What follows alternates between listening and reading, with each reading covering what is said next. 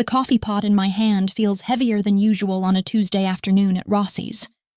That old Italian restaurant tucked into the corner of 5th and Morrison, where the mahogany is dark as blood and the chandeliers cast everything in shades of amber and shadow. And I've been working here for 3 years without ever questioning why the same men in tailored suits always sit in the back corner booth where no one can see them clearly. But today, something is different. Something that makes the air itself feel charged with a thickness that has nothing to do with the humidity pressing against the windows outside. I'm refilling coffee cups at table 7, moving between the lunch crowd like I've done 1,000 times before, my black apron stained with the day's accumulation of cream and espresso, my feet already aching, despite it being only 2 in the afternoon, when the door opens and the entire restaurant seems to exhale at once, though no one moves, no one even pretends to move. They just go very still in that way that makes my survival instincts scream at me that something dangerous has entered this space. He's the kind of beautiful that feels wrong, the kind that makes your chest tighten because beauty shouldn't coexist with the aura of violence that surrounds him like cologne. And I know this without knowing anything at all about him, just from the way his security team moves in calculated formation around him, just from the way the regular customers suddenly become very interested in their pasta, very focused on their wine glasses, very committed to not making eye contact. He's tall, impossibly tall, with shoulders that seem to carry the weight of something more than just muscle, and he's dressed in a charcoal suit that probably costs more than my monthly rent, with a white dress shirt unbuttoned just enough at the collar to reveal the beginning of something dark, something that creeps up his neck like ivy, like a living thing.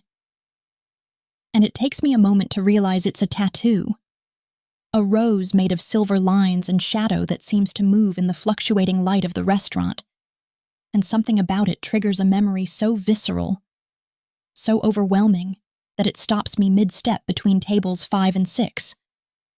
My mother had a tattoo like that, and the thought arrives with such force that it's as if someone has pushed me from behind, and before my rational mind can catch up to my mouth, before I can engage the filter that usually keeps me safe in a world I've never fully understood, the words are already falling out of me like I'm speaking in a dream where consequences don't exist, and recklessness is just called honesty. "Hi, sir. My mother has a tattoo just like yours," I say, and the coffee pot trembles slightly in my hand, and I watch his head turn toward me with the slowness of a predator. And everything, absolutely everything, changes in the space of a single heartbeat. The restaurant doesn't just go quiet, it dies. And I mean that in the most literal sense possible, as if someone has reached into the room and stolen all the sound, all the breathing, all the ambient noise that usually fills spaces like this.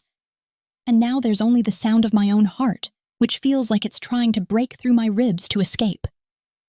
The man's eyes find mine, and they're not the eyes of someone who is used to being addressed by waitresses in black aprons. They're the eyes of someone who has never been addressed without permission, who has built an entire world around his own terrible gravity. And the color of them is so dark that they're almost black. But there's something in their depths that looks like fire, controlled and distant, but burning nonetheless. His security team shifts almost imperceptibly, and I can feel the tension radiating off them, can sense their hands moving toward places where weapons probably live, and I realize with a clarity that's almost crystalline that I've just made a mistake so profound, so fundamental, that it might actually be irreversible. "Excuse me?" he says, and his voice is smoke and gravel mixed together. The kind of voice that has probably made grown men confess things they swore they'd never tell. And he's standing up now, moving toward me with a kind of fluid grace that seems impossible for someone so large, so impossibly present. And I should be running. Every cell in my body is screaming at me to run, but instead I'm frozen, transfixed by the expansion of that tattoo as it becomes visible, climbing higher on his neck, a silver rose that's somehow both beautiful and terrifying. And I can see now that it's connected to other designs, other marks that I can't quite make out beneath the collar of his shirt.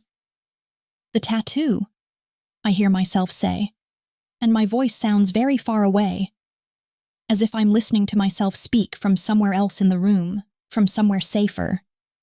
My mother had one just like it. I noticed it and I thought, but I trail off because there is no good way to finish that sentence. No way to explain that I saw something familiar in the neck of a man who looks like he was designed in some dark corner of the universe, specifically to make people afraid. And he's so close to me now that I can smell him, which is cedar and something expensive and something else that I can't name, something dangerous and alive. "What's your name?" he asks, and it's not threatening exactly, but it's not safe either. It's the kind of question that sits in a space between those two things, and I'm aware of his men moving around us, creating a kind of protective perimeter, aware of the other customers trying very hard to become invisible, aware that my manager is definitely not going to emerge from the kitchen to save me because no one is stupid enough to interfere with whatever this is. I tell him my name, just the simple syllables of it, and he repeats it back to me like he's testing how it sounds, like he's determining whether it's a name worth knowing, and then he gestures to my section with one of his large, elegant hands. And I understand that I should bring him coffee, should bring him whatever he wants, should move very carefully and speak very quietly until he leaves, or until someone else decides what happens next. He sits in my section, in the booth by the window where the afternoon light falls across the table like honey, and he opens a menu that he doesn't look at. And instead he watches me, studies me really, with an intensity that makes my skin feel too small for my body, and I move around him like I'm performing a dance I've practiced 100 times, but never really understood, filling his coffee cup with hands that shake just slightly, taking his order for something he clearly isn't going to eat, trying very hard not to make eye contact but failing repeatedly because there's something magnetic about the way he's looking at me, something that pulls my gaze back to his no matter how many times I try to look away. His men sit at the tables around us, silent and watchful, eating food they probably can't taste, and the other customers leave one by one, as if they've received some kind of signal that this isn't a safe space to be anymore, that the restaurant has transformed into something else entirely, something that belongs to him now. The hours pass in a strange, distorted way, as if time itself has become flexible, and he never leaves, just sits there in that booth drinking coffee and watching me move through the restaurant like I'm part of some performance he's commissioned. And when it's finally closing time and Mario, the owner, is locking the front door with trembling hands, the man finally speaks, and he pulls out his wallet. A beautiful dark leather thing that probably costs more than my car, and he leaves a tip that makes my vision blur when I count it later. A tip that's larger than my entire weekly paycheck. More money than I've ever held in my hands at one time. And beside it, written in handwriting that's somehow both beautiful and severe, there's a single word on the back of a receipt. Tomorrow. I look up to ask him what he means, to ask where I'm supposed to go tomorrow, who he is, what he could possibly want from a waitress who said the wrong thing at the wrong time. But he's already standing, already moving toward the door with his men forming around him like pieces of a perfectly orchestrated machine. And he pauses at the threshold, turns back to look at me one last time, with those terrible dark eyes that seem to see straight through to the part of me that's always been afraid, that's always known that my life was leading towards something like this, something dangerous and inevitable and completely outside my control. He nods, just slightly, and then he's gone. And I'm left standing in the middle of Rossy's, with my heart hammering in my chest, and a tip in my hands that feels like a promise and a threat all at once. And I know, with the kind of certainty that bypasses logic and reason entirely, that whatever is supposed to happen tomorrow is going to change me in ways I can't even begin to imagine. That the version of me who existed before he walked through that door at 2 o'clock on a Tuesday afternoon has already ceased to exist. And there's only this new version now. This version that has seen him, that knows his face, that made the fatal mistake of acknowledging something about him that was never supposed to be acknowledged. And as I lock up the restaurant and drive home through the darkening streets of the city, I can't stop thinking about my mother, about that tattoo she had that I never understood, about the stories she refused to tell, And I wonder, with a kind of sick dread that settles into my bones like winter, what she knew about men like him. And why? When I described what I'd seen, she looked at me with such fear in her eyes before she died, as if she was trying to warn me about something that was always going to find me anyway. I don't go to work on Wednesday, and I don't go on Thursday either, because the thought of returning to Rossy's fills me with a dread so profound that it manifests physically, as a tightness in my chest that makes breathing feel like a deliberate act, rather than something automatic. And I call in sick with a voice that sounds hollow even to my own ears. And Mario doesn't push back, doesn't even ask many questions, which tells me that whatever happened on Tuesday was visible enough that even he understands I need distance from that place right now. I spend those 2 days in my apartment, which is small and cramped and located in a neighborhood that's seen better decades, and I obsess over the receipt with that single word written on it, tomorrow, which has now become yesterday and then the day before that. And I keep thinking about what would happen if I simply ignore it, if I pretend that Tuesday was some kind of fever dream, some shared hallucination that I experienced in the middle of an ordinary workday. But deep down in that part of me that's always known things before I consciously understand them, I know that ignoring Dante Rossy is not actually an option, that some things don't give you the luxury of pretending they didn't happen. On Friday morning, I'm jolted awake by a sound that doesn't belong in my small apartment, a knock on my door that's authoritative and patient, and somehow terrifying in its politeness. And I stumble out of bed in the pale light coming through my thin curtains, my heart already racing, because I know, with a certainty that feels like prophecy, exactly who is standing on the other side of that door. And when I open it, still wearing the oversized t-shirt I slept in, with my hair in a tangled mess on top of my head, there he is, Dante Rossy, standing in the hallway of my apartment building, like he owns not just the building, but the entire city around it, dressed in a black peacoat that probably costs more than everything I own combined. And he's alone, which somehow makes him more dangerous rather than less. And I can feel my mouth going dry as he looks at me with those dark eyes that seem to have spent the last 3 days studying me in his mind, learning every detail about my face, my body, the way I hold myself when I'm terrified. "Hello," he says, and his voice in the enclosed space of my hallway is like a physical force, like something with weight and texture. And he's not smiling, but he's not threatening either. He's just standing there with the casual confidence of someone who has never been told no, never been made to wait, never had to question whether the world would rearrange itself according to his desires. "I gave you 2 days," he says, and there's something in his tone that suggests patience was a gift, that he's not accustomed to offering such things, and I realize that he's been waiting for me to come to him, has been testing whether I would have the good sense or the bad luck to show up at Rossy's again. And when I didn't, he simply decided to come to me, to eliminate the possibility that I could hide from him anymore. "How did you find my address?" I ask, and my voice comes out smaller than I'd like, more frightened than I want to admit. And he just tilts his head slightly, as if the answer to that question is so obvious that he's almost offended, I would ask, as if the idea that he might not be able to find anything about me is somehow laughable. And I understand in that moment that there's no privacy when it comes to men like him, that the idea of personal boundaries or invisible lines that shouldn't be crossed simply doesn't apply in his world. "May I come inside?" he asks, and it's phrased as a question, but it's not really one.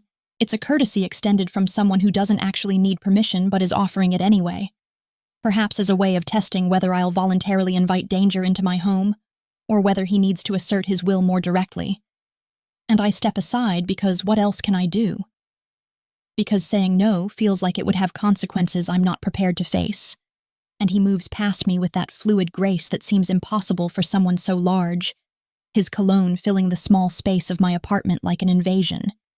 And I watch as his eyes move across my belongings, across the second-hand furniture and the thrift store decorations, and I can see him assessing, calculating, understanding that I'm not wealthy, that I'm not connected, that I'm no one important, which somehow makes his interest in me even more disturbing, because it suggests that whatever he wants from me has nothing to do with status or power or any of the conventional reasons that people like him usually acquire people. Your mother, he says without preamble, without any of the small talk that usually precedes serious conversations, and he turns to face me with such intensity that I have to physically resist the urge to take a step backward, to distance myself from the sheer presence of him. Tell me about your mother, and don't leave anything out, because I'm going to know if you're lying to me, and I'd prefer not to discover that you're dishonest, as that would require me to reassess my approach to this entire situation. His words are structured like a threat wrapped in civility, and I realize that this is how he operates, by making it clear that cooperation is the path of least resistance, that honesty is the only currency that has any value in his presence, and so I find myself telling him things I haven't told anyone. About my mother who died 5 years ago from cancer that ate through her body like it was claiming something that had always belonged to it. About her sadness that seemed to go deeper than grief. About the way she used to stare out the window for hours like she was looking for someone who never came back. I tell him about the tattoo, about how I found her sketchbooks after she died and discovered that she'd drawn that rose over and over again, hundreds of times, filling entire pages with variations on that same design, and about how I'd asked her about it once when I was 16, and she'd shut down completely, had refused to speak for the rest of that day, had locked herself in her bedroom with an expression on her face that I couldn't name, but knew meant pain. And I tell him about how she'd made me promise that I would never get that tattoo, that I would never seek out anyone connected to roses or silver, or anything that reminded me of what she'd drawn. And as I'm speaking, I watch his face carefully for any sign of what this means to him. But he's an expert at hiding things, at keeping his expressions locked down so tightly that it's like watching a beautiful, terrible mask. What was her name? He asks, and the question seems simple, but it carries weight, carries implications, and when I tell him, I watch something shift behind his eyes, watch something crack in the carefully constructed facade he's been maintaining, and his hands curl into fists at his sides. And for a moment I think he might hurt me, might let loose whatever violence he's been containing. But instead he turns away from me and moves to my window, and he stands there looking out at the street below, with his shoulders so tense that it looks like his entire body is being held together by sheer force of will. She had a child, he says, and it's not a question, and I realize that he already knows this, has already done the research, has already confirmed whatever theory or memory or connection he's been carrying around in that dangerous mind of his. A daughter. And he turns back to face me, and his eyes are different now, darker somehow, more wounded, and I can see for just a moment the version of him that existed before he became what he is now, before he became a man who has men, who commands respect through fear, who walks into rooms and makes the air go still. Your mother was supposed to have my child, he says, each word falling like a stone into still water, creating ripples that spread outward and transform everything they touch. She was pregnant when she left, and I didn't find out until years later. And by then it was too late. She'd already made her choice, had already decided that safety was more important than what we were to each other. The room spins slightly, and I have to reach out and steady myself against the arm of my couch, because what he's telling me is rewriting my entire history, is suggesting that there's a sibling I never knew about, a family connection that was erased before it could ever fully form, and I can see that this revelation is costing him something, that allowing me to see the damage underneath the armor is a kind of vulnerability he doesn't usually permit himself, and when he speaks again, his voice is quieter, more dangerous in its softness than it was when he was being polite. I need you to come with me, he says, and he's moving toward me now, and there's no question in his voice anymore, no courtesy, just the absolute certainty of someone who has decided how this is going to proceed. You're going to come with me to a place where you'll be safe, where you'll be protected. And in exchange, you're going to tell me everything you know about your mother, every detail, every memory, every scrap of information that might help me understand what happened, why she left, and whether the child she carried was mine, or whether she was already carrying someone else's when she walked away from me forever. He reaches out and takes my hand, and his touch is warm and solid, and I should pull away, should refuse, should be terrified of what comes next. But instead I find myself nodding, find myself already moving toward my bedroom to pack a bag, because something in his desperation is calling to something in me, some loneliness that recognizes itself in him. And as I'm throwing clothes into a duffel bag with shaking hands, I catch a glimpse of myself in the mirror and barely recognize the woman looking back. And I realize that whatever happens next, there's no going back to the version of my life that existed before Tuesday afternoon at Rossy's. That I've crossed a threshold into something darker and more complicated than I could have ever imagined. And as he leads me out of my apartment and into a black car with tinted windows, I think about my mother, about the secrets she took with her when she died, about the way she looked at me sometimes like she was trying to warn me about something I couldn't understand. And I wonder if she knew that eventually, inevitably, her past would come looking for me. That the man with the silver rose tattoo would find his way into my life and demand answers that only the dead can provide. The penthouse exists in a space that feels separate from the rest of the world, suspended above the city like we've been extracted from reality itself, and placed into some kind of beautiful prison designed specifically to break down the defenses of anyone unlucky enough to find themselves inside it. And when Dante leads me through the floor-to-ceiling windows that overlook the entire metropolis, I can see why he chose this place. Because from up here you can pretend that the violence and darkness that sustains his empire doesn't actually exist. That the city below is just a glittering collection of lights and possibilities, rather than a landscape carved up into territories and bloodlines and ancient debts. My duffel bag looks obscenely small, sitting on the marble floor of this space that's clearly been designed by someone with more money than sense, and I watch as one of his men takes it and disappears down a hallway, lined with contemporary art that probably costs more than my entire apartment building. And then Dante is gesturing toward an enormous kitchen, toward a sitting area, with furniture that looks like it was chosen specifically to make people uncomfortable with its own perfection. And he's telling me that this is my home now, at least until we understand everything about my mother, and the finality in his voice suggests that until might be a very long time indeed. The days blur together in ways that make it impossible to track time with any real accuracy, because inside this penthouse there is no sunrise or sunset. There's only the artificial lighting that Dante controls, and the rhythm of our conversations which happen at irregular intervals, sometimes in the morning when I wake to find him already awake and waiting with questions written all over his face, sometimes in the late afternoon when he returns from whatever dark business occupies his time in the world below, and sometimes in the middle of the night when he wakes from nightmares that he refuses to acknowledge, but that I can see written in the tension of his body and the haunted look that crosses his features before he collects himself. I spend hours telling him about my mother, about the small details that seemed insignificant, until I started saying them aloud to someone who listened with the intensity of a man trying to reconstruct a lost life from fragments. And I tell him about how she used to hum a song that I never learned the name of, about how she made me promise that I would finish college even though we didn't have money, about how she would sometimes cry in the shower so that I couldn't hear her, and with each story I watch something in his expression shift, watch old wounds reopen and bleed in real time.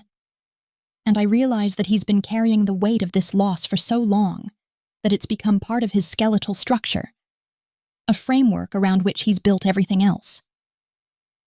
"Show me a picture," he says one afternoon, and we're sitting on his couch, a monstrosity of Italian leather that's probably worth more than my car, and I pull out my phone and scroll through the photos I've kept of her, preserved in digital memory, because that's all I have left since her belongings were disposed of or donated after she died. And when I find a photograph of her from when she was younger, maybe 30 years old, with her hair long and dark, and her eyes holding something dangerous and alive. I watch his entire body go rigid, and he takes my phone from my hands with a gentleness that contradicts the intensity of his reaction, and he stares at that photograph like it contains the answers to every question he's ever asked, like it's a portal back to a time when things were different, when he was different. "She was beautiful," he says, and his voice sounds like it's coming from very far away. And I realize that this is grief, that this is what it sounds like when a man who has built an empire on the foundation of his own ruthlessness is confronted with something that he can't control or manipulate or destroy into submission. She was the most beautiful thing I'd ever seen, and I was so certain that I could keep her, that if I just held on tightly enough, she would eventually understand that what we had was more important than whatever fears she had about my world. But she left me anyway, and she took with her whatever she was carrying, and I spent years trying to find her. And by the time I did, she'd already made a life with someone else, someone safe, someone who could give her the ordinary existence that I could never provide. He hands my phone back to me, but not before staring at that photograph for so long that I wonder if he's memorizing it, committing every detail to memory in case it disappears. And then he stands up and walks to the window, and I watch his reflection in the glass as he presses his forehead against it. And something about that gesture is so vulnerable, so human, that it breaks something open inside my chest, because I realize that beneath all the power and the violence and the terrible certainty with which he moves through the world, there's a man who has been destroyed by love, who has never recovered from the choice my mother made to leave him. "There's something you need to see," he says eventually, and he turns away from the window and moves toward a door I hadn't noticed before, a door that's probably been there all along, but that I've somehow managed to overlook in my careful avoidance of exploring this space too thoroughly. And he opens it to reveal a study, walls lined with dark wood and leather-bound books. And in the center of the room, there's a desk that's covered with photographs, with documents, with what appears to be an entire archive of obsession. And I step closer and realize that every single item on that desk is related to my mother. Photographs of her through different stages of her life. Some that I recognize and some that I've never seen before. Images of her at places I never knew she'd been. With people I don't recognize. Living a version of her life that existed before I was born. Before she became the woman I knew, and interspersed among these are sketches, hundreds of them, drawings of the silver rose tattoo rendered in every possible variation. And I understand immediately that these are Dante's, that he's been drawing this design over and over the way my mother did, creating his own separate archive of obsession, building a shrine to the love that he lost and never recovered from. "I've been collecting these for years," he says, and he's standing very close to me now. Close enough that I can smell him. Close enough that I'm acutely aware of the controlled power in his body, the careful restraint he's maintaining.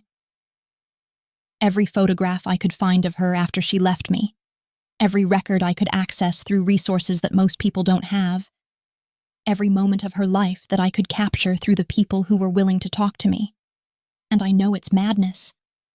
I know that a man in my position shouldn't be capable of this kind of devotion, this kind of consuming need to understand what happened, why she chose her life over me. But here we are, and now you're here, and you're connected to her, and I need you to understand something very important, which is that I'm not interested in letting you go. I can't let you go, because you're the only living connection to her that I have. And whatever it takes, I'm going to make certain that you don't disappear the way she did.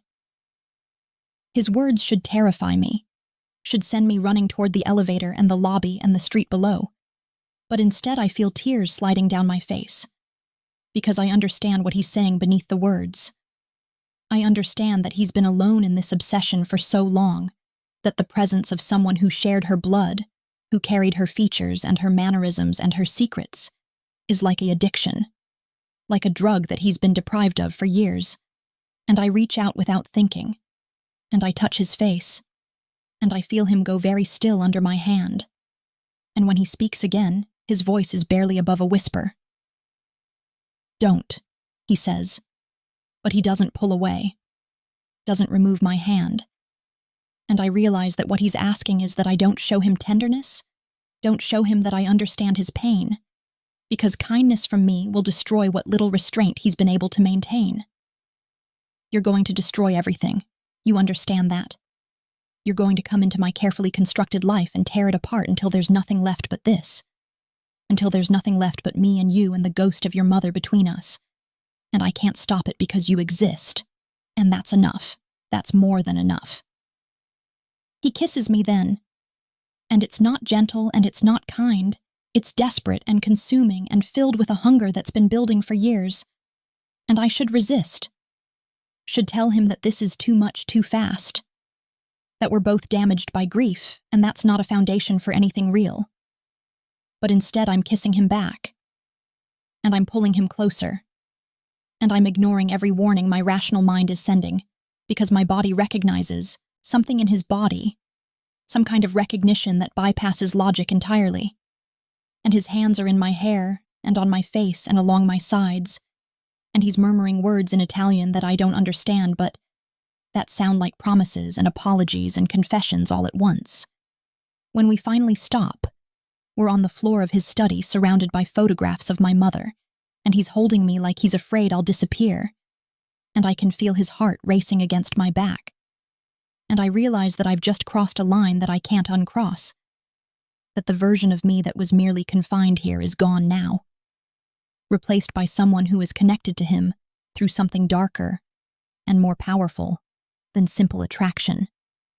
And as I sit there in the darkness of his study, surrounded by the evidence of his long obsession, I understand with absolute clarity that my mother must have known something about him, must have known that love with a man like this would be corrosive and all-consuming. And that's why she left. And that's why she made me promise never to seek out men with silver rose tattoos, because she understood that some kinds of love are too dangerous to survive. And as if he can read my thoughts, Dante pulls a photograph from the wall, one that I haven't seen before, and in it my mother is young and laughing, and she's looking at someone with such absolute devotion that it's clear she loved him with a completeness that left no room for anyone else. And he whispers her name like a prayer, like a curse. And I realize that I'm about to make the same choice that she made, that I'm about to give myself over to a man who has built an empire on darkness. And unlike her, I'm not going to run away. I'm going to stay. And I'm going to let him destroy me in exactly the same way he destroyed her. Because somewhere along the way, I stopped being afraid of him and started being afraid of what my life would be without him in it. I wake to the sound of gunfire, which is not the kind of sound that your body ever becomes accustomed to no matter how much time you spend expecting it. And for a moment I'm suspended in that strange space between sleep and waking, where nothing feels quite real, where it's possible to convince yourself that what you're hearing is part of a dream. But then Dante is moving, is pulling me from the bed with an urgency that strips away any possibility of denial. And his entire demeanor has changed from the man who was holding me just hours ago to something else entirely, something carved from ice and violence. And I understand with a clarity that's almost painful that the version of him I've been getting to know has been a luxury, a temporary indulgence in humanity that his world doesn't usually permit. "Stay down," he says, and his voice is a command that doesn't allow for argument, and he's already moving toward the bedroom door, already pulling on clothes, already summoning the part of himself that makes empires and destroys families. And I can hear the sound of his men in the penthouse, can hear them moving through the space with the kind of organized efficiency that suggests they've trained for this moment. That this isn't the first time someone has decided to test whether Dante Rossy is as untouchable as his reputation suggests. The windows of the penthouse suddenly become dangerous, and I realize that we're under attack, that there are people somewhere out there in the darkness with guns and intentions, and they've decided that reaching me is worth the risk of going after someone as powerful as the man I've just begun to surrender myself to. And the thought is terrifying in a way that goes beyond fear, because it means that by being with him, I've painted a target on myself that wasn't there before. I move to the window and look down at the city below, and I can see vehicles pulling up to the building, can see figures emerging from them with weapons, and there's a moment where I'm completely mesmerized by the choreography of violence, by the way men trained for this kind of work move through space with a purpose that's almost beautiful in its deadliness. And then Dante is dragging me away from the window, is pushing me toward a closet that I didn't know existed, and he's telling me to get inside, to stay quiet, to not emerge until he comes for me personally.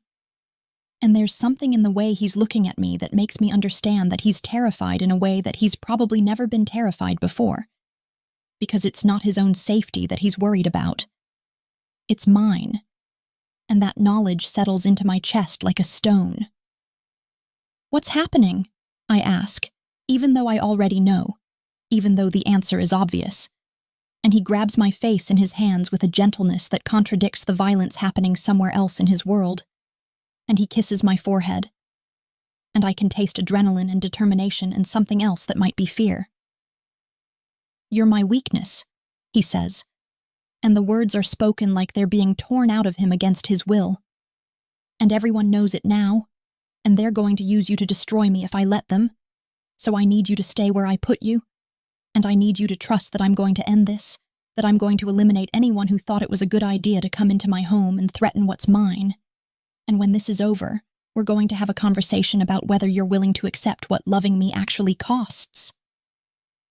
I climb into the closet, which is larger than it should be, filled with clothes that probably belong to other women, other conquests, other failed attempts at domesticity, and I crouch in the darkness and I listen to the sounds of violence unfold in the penthouse above me. And it's not like the movies, it's not loud and dramatic, it's more like a series of controlled explosions, carefully contained bursts of gunfire followed by the sound of men shouting in Italian. And I can hear Dante's voice cutting through it all with an authority that's almost supernatural, giving orders, making decisions that determine who lives and who dies. And I realize that I've been romanticizing him, have been allowing myself to see him as something more human than he actually is, when the truth is that he's a predator, that he's built his entire existence on being willing to do things that other people aren't capable of doing. And the people attacking his penthouse learned that lesson too late.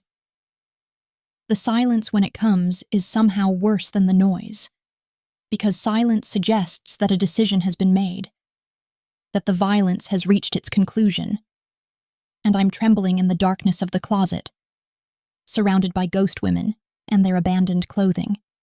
And I'm praying to a god I stopped believing in years ago, that Dante is alive, that he's intact, that whatever happened in his penthouse didn't result in him being taken from me.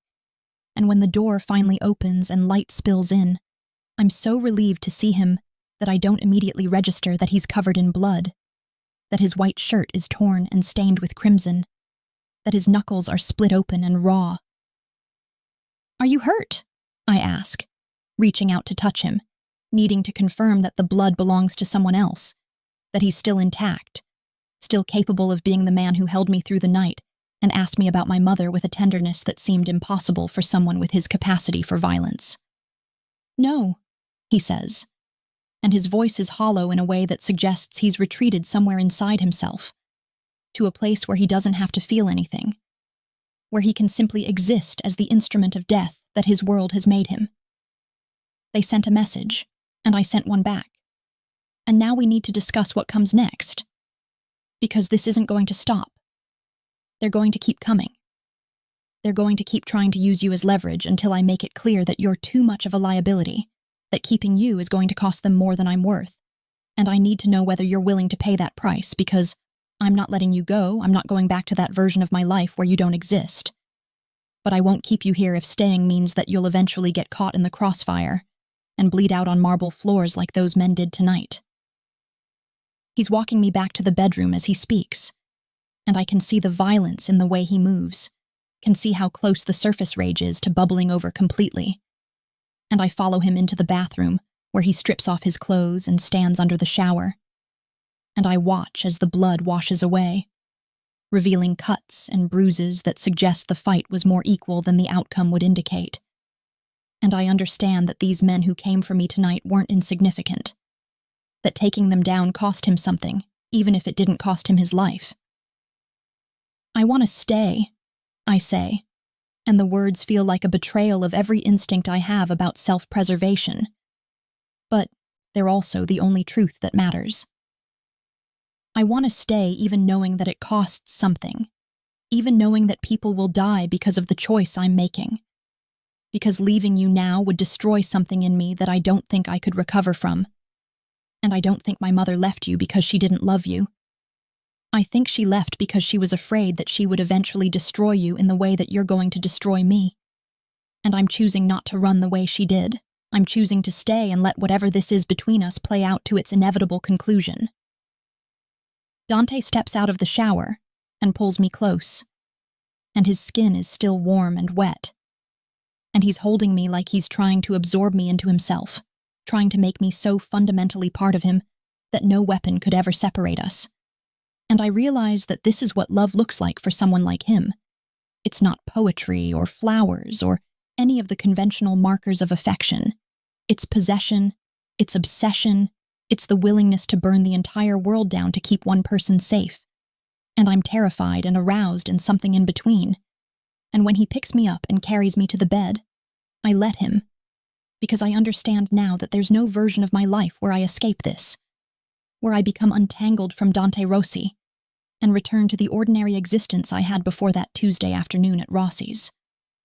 We make love with a desperation that borders on violence, and my body becomes the only language through which he knows how to communicate vulnerability. And afterward, we lie in the darkness, and he tells me about the men who came, about which family sent them, about what this means for his empire and his position, and his ability to protect me going forward. And with each revelation, I understand more clearly that my presence has changed something fundamental about the delicate balance of power that keeps him in control, that loving me has made him vulnerable in ways that his enemies can exploit. And he's asking me with his silence whether that's a cost I'm willing to bear, whether I'm prepared to accept the knowledge that people will die because of my existence in his world. There's something else, he says as the sun begins to rise over the city, painting everything in shades of amber and gold, and his voice is careful in a way that suggests he's about to tell me something that might break whatever fragile thing we've constructed. Your mother had a sister, and she's been reaching out, has been trying to make contact through channels that I've had under observation, and I think she has information about whether your mother was actually pregnant with my child, whether you have a sister out there somewhere who might have my blood running through her veins. And I've been holding this information from you because I wasn't sure whether knowing would help or hurt. But I don't think I can hide it anymore.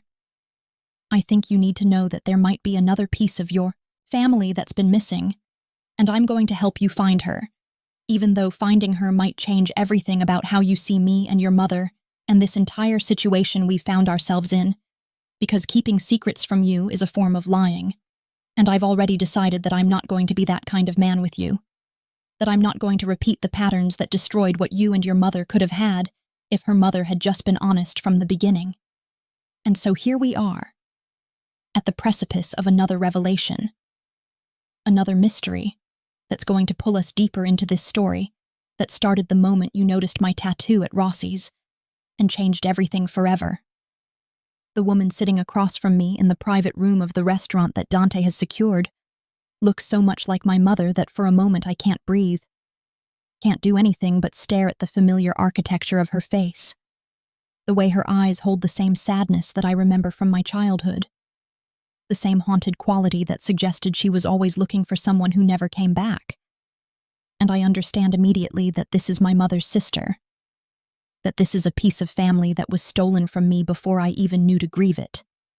And Dante is standing in the shadows of the room, like a guardian angel made of violence, watching to ensure that this meeting doesn't become another trap, doesn't transform into another test of whether his world can reach me and destroy what we've built.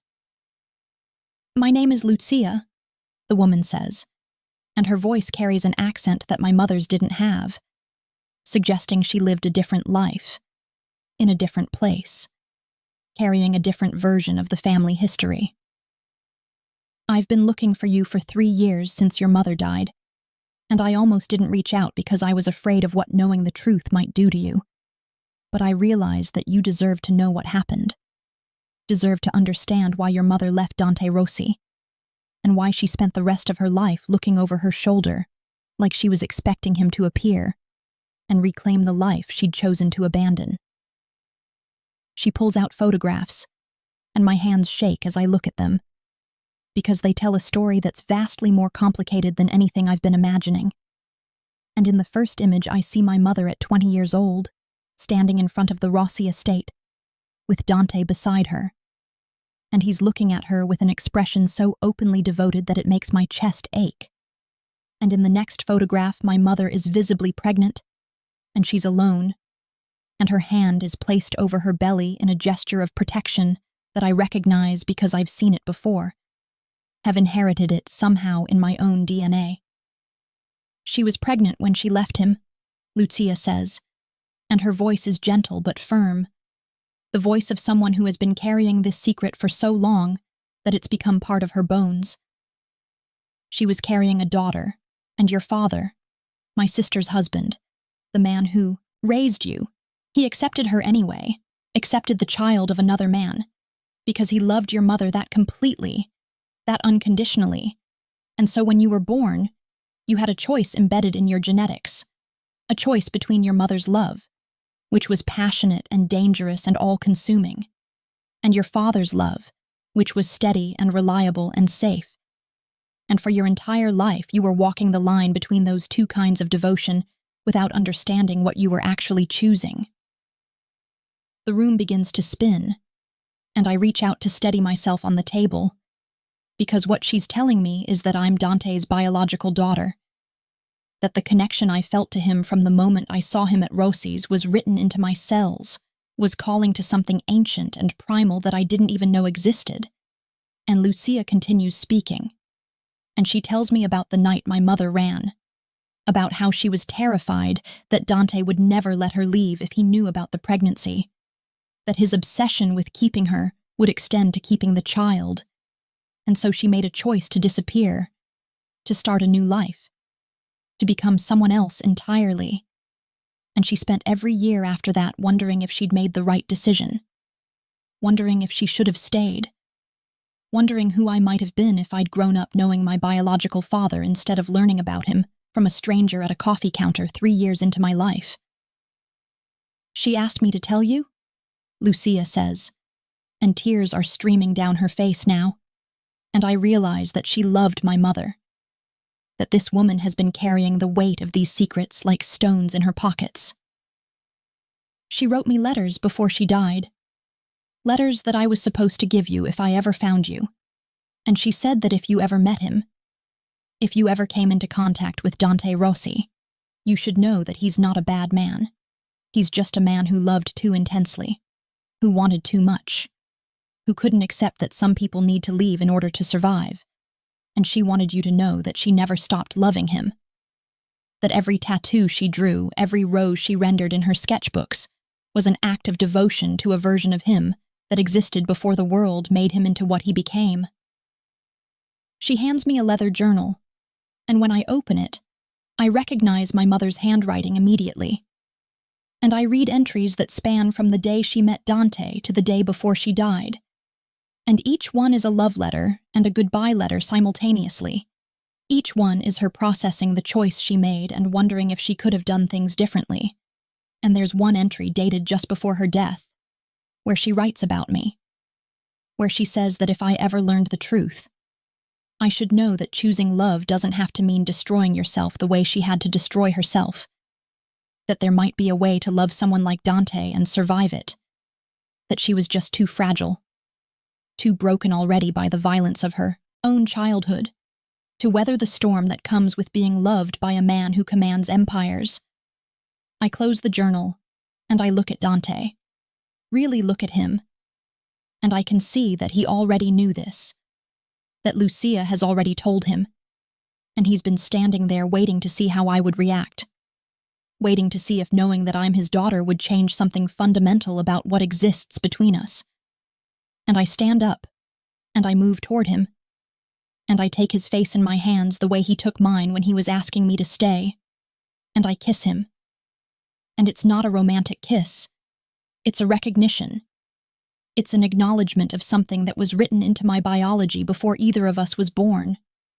And when I pull away, I can see tears in his eyes. And I understand that he's been broken by this too. By the knowledge that he had a daughter and never got to know her. That the woman he loved spent her entire life running from the love he was trying to give. And I tell him that I'm not my mother. That I'm not going to run the way she did. And that if he's willing to try to be something different from what his world has made him, then I'm willing to stay and help him become it. We leave the restaurant together, and Lucia comes with us back to the penthouse.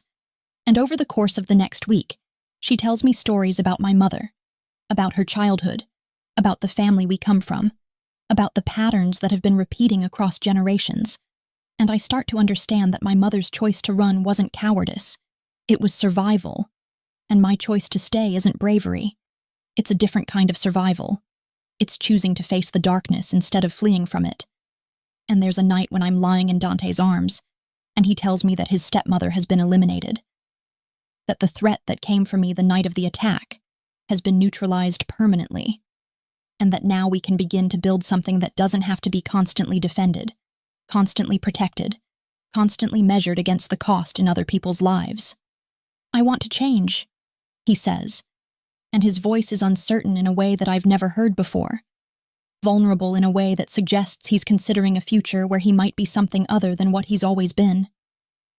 I want to be the man that your mother hoped I could be, the man that you deserve to have in your life, but I need to know that you understand what that requires, that stepping back from my empire means vulnerability, means people testing my boundaries, means showing weakness in a world that only respects strength. And I'm terrified. And I've never been terrified before. And that terror is the clearest indication that this is the right choice, that you've somehow managed to make me human again.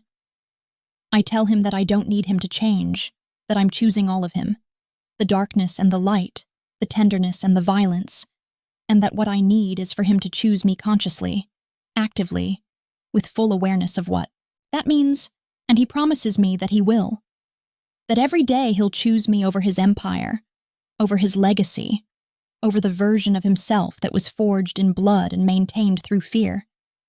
And we hold each other in the darkness of his penthouse, suspended above the city that he built and controlled. And I think about my mother, about the choice she made to leave, about the lifetime of wondering if she should have stayed. And I'm grateful that I'm brave enough or foolish enough or just damaged enough in exactly the right ways to make the choice she couldn't make. 6 months later, I'm standing in a new apartment that we've chosen together, in a neighborhood that's ordinary and safe and beautiful in its normalcy. And I'm looking at a photograph of my mother and Dante when they were young. And I'm framing it because I've decided that we don't have to erase the past to move forward. That we can acknowledge where we came from and choose to be different. And Dante comes up behind me and wraps his arms around me. And he tells me that he's been thinking about stepping back from active management of the family business, about leaving it to the men who want that kind of power. And he's asking me if I would want to build a different kind of life with him, one that doesn't require the constant vigilance and violence that his world demands. And I tell him yes, that I would, that I'm ready to be the first person in my family to choose love and safety over obsession and destruction. And as I'm saying these words, I realize that this is what my mother was trying to protect me from. This is why she ran. Because she knew that loving someone like Dante meant giving up a part of yourself. But she didn't understand that sometimes giving up a part of yourself is the price of becoming whole. And I'm willing to pay that price. I'm willing to walk into the darkness with him and build something beautiful from the wreckage of what he's been and what I've become. And as the sun sets over the city that he built and is learning to let go of, I think that maybe this is what redemption looks like. Not erasing the past, but accepting it, integrating it, and choosing consciously, deliberately, to be something different moving forward. Some people fear the darkness, and some people spend their entire lives running from it. But I have chosen to marry it, to build a life inside it, to find light in spaces that were never meant to contain anything but shadows, and I am no longer afraid. Because I understand now that fear is just another word for not knowing who you are. and I know exactly who I am. I am the daughter of a woman who chose safety, and a man who chose power. And I am the woman who chose love, even when it was dangerous, even when it cost something, even when the smartest choice would have been to run the way my mother did. And I will spend the rest of my life knowing that I could have been like her, could have disappeared, and tried to forget. But instead I stayed. And I built something with my hands and my heart, and my willingness to be vulnerable in the presence of someone who has every reason and every ability to destroy me completely. And that is not a tragedy. That is a victory. That is the most beautiful and terrifying thing that has ever happened to me. And I would make the same choice again and again and again, in every lifetime, in every version of this story. Because some kinds of love are worth the price you pay for them. And I have finally understood that I am the kind of woman who is willing to pay that price. Not because I have to, but because I choose to. And that choice, that conscious, deliberate, informed choice, is the only freedom that actually matters.